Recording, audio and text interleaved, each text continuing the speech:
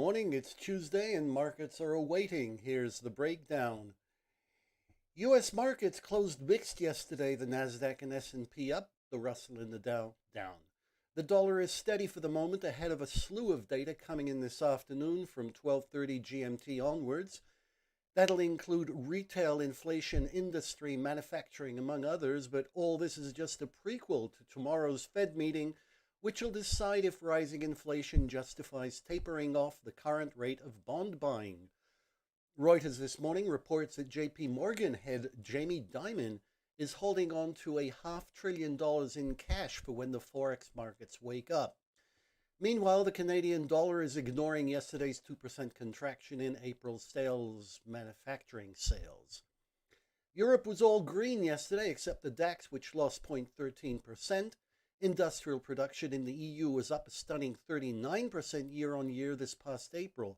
Both the euro and pound are showing signs of bullishness after Britain's unemployment rate fell a tick to 4.7% in April, and German CPIs remained stable at 0.5% month-on-month in May.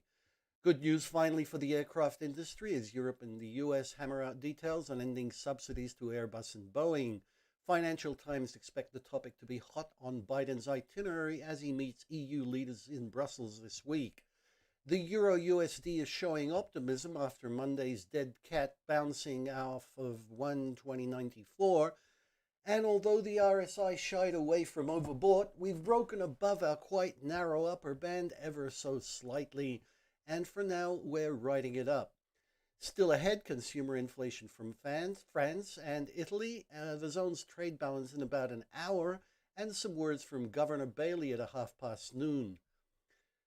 Chinese markets are down this morning as the Nikkei adds another percent alongside Australia and New Zealand, up 1.5%, its dollar gaining 0.25% on the greenback.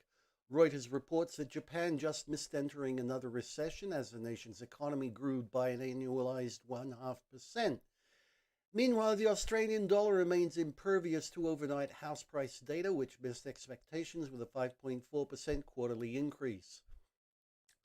Tonight, we're expecting consumer sentiment from New Zealand at 9 p.m., followed by Japan's trade balance at 10 to midnight GMT.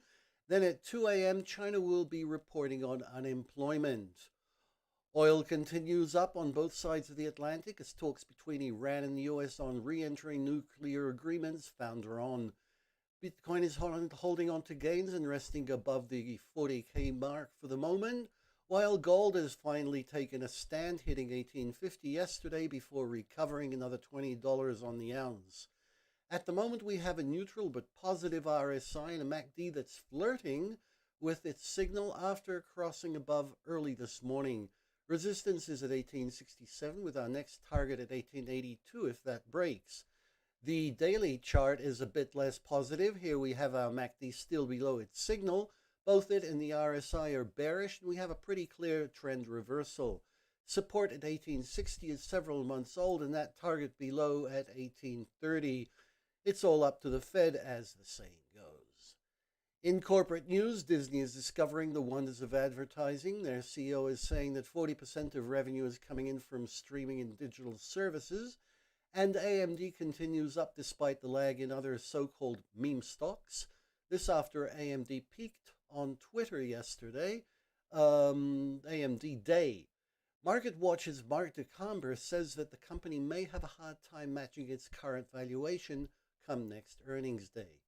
That's it for today. We'll see you again tomorrow.